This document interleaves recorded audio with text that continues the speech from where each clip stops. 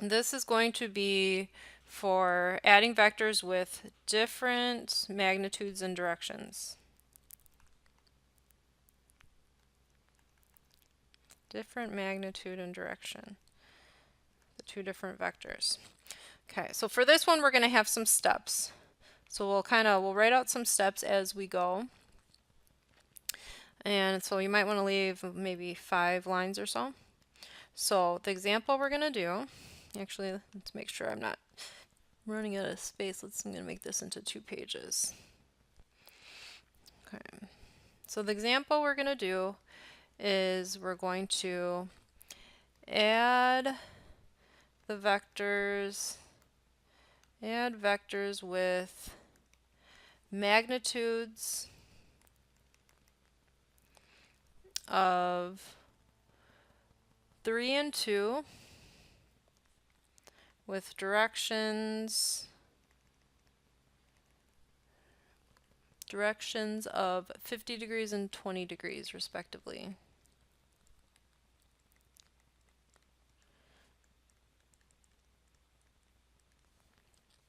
Okay, so first off, the one that is a magnitude of 3 and direction of 50 degrees.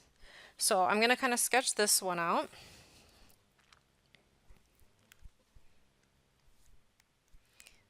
So if this one looks like about here. So if this is 50 degrees, and then now I'm going to do the 20 degrees. So this one's a little lower and a little smaller. So 20 degrees, magnitude of 2. So if I put these together, I'm going to try to kind of draw them together. So if this one, there's my 3 at 50 degrees. Here's my 2 at 20 degrees. The resultant vector is going to be somewhere in between there. And it looks like it's going to be, the 3 is a little stronger, so it's going to be a little more pulled towards that one. So it's going to be maybe like somewhere like here. The other way to look at it, this magnitude to 20 degrees, if we line that up, the starting point at the end of this one, there is where it's going to end. It should be end right somewhere right around there. So you can look at it either way, like in the middle, splitting off of these, or start the second vector at the end of the first. The resultant is going to be basically like make a triangle. Or sometimes this is called like the parallelogram law, is if you kind of make this into a parallelogram. That the red though is the resultant vector that we're going to get.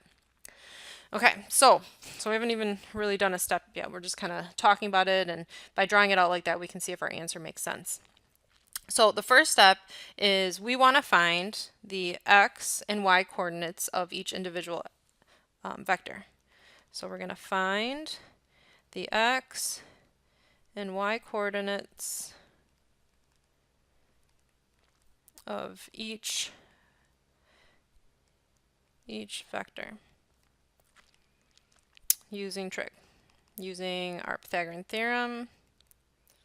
Actually, not our Pythagorean theorem. I'm just going to say using trig. Our SOHCAHTOA rules. So for my first one, if I drop down a line to make a right triangle, I want to find my x and my y on this triangle. So to find x, I can set up cosine of 50 degrees equals adjacent over hypotenuse. So x over 3. So I'll do times 3 to both sides. 3 times cosine 50 is going to be my x value. So this will be 3 cosine of 50 is about 1.93. And then to find my y value, this is opposite of 50 degrees over hypotenuse, so I'll do sine. Sine of 50 degrees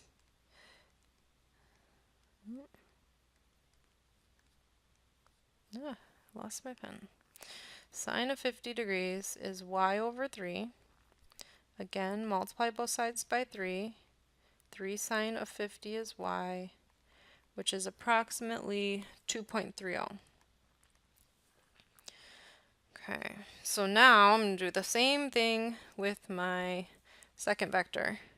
So in this one, again, drop down. Right here is 20. Let's write that a little nicer.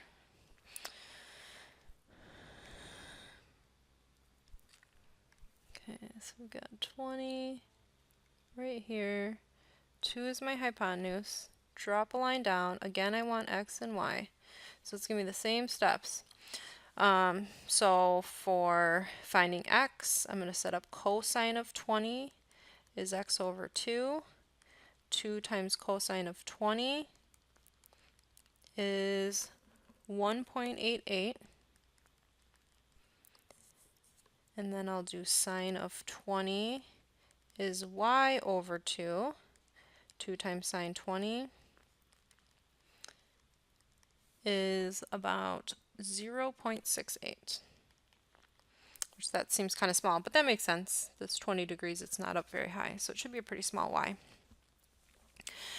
Okay, so now that we have the x and y coordinates, the resultant vector that I'm getting should have x and y coordinates combined because we're adding them.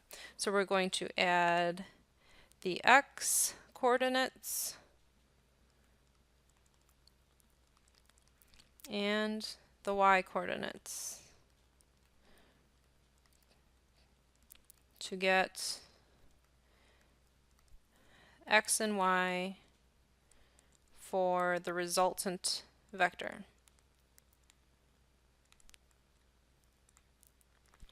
So for my resultant vector, the answer one basically, I'm going to take 1.93 plus 1.88,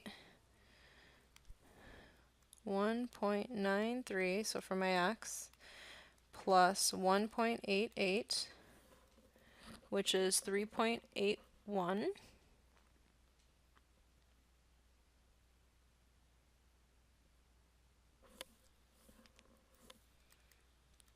And then for my y coordinate, I'm going to take 2.30 plus 0.68, which is 2.98.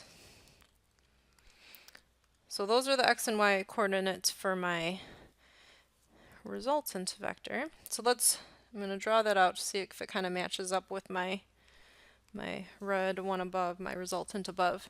So if it's 3.81 and then up 2.98, it would be somewhere around here. Okay, which looks about right. Now to really get a better idea, what I want to do is turn that back into magnitude and direction. So to do that, if I have 3.81 as my x, 2.98 is my y, I should be able to figure out the magnitude and direction from this. Okay, so step 3, let's go back to our steps, is to find the magnitude and direction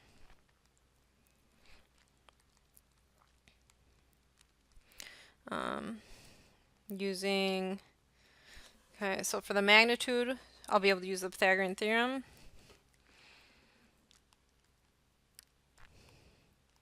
To find what my magnitude is, and then the tangent function to figure out my angle. So to figure out my r squared is 2.98 squared plus 3.81 squared.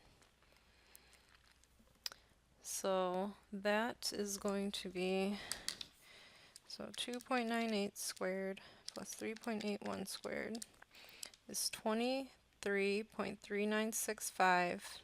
So when I do the square root of that, I get 4.84. Okay, so my resultant is 4.84.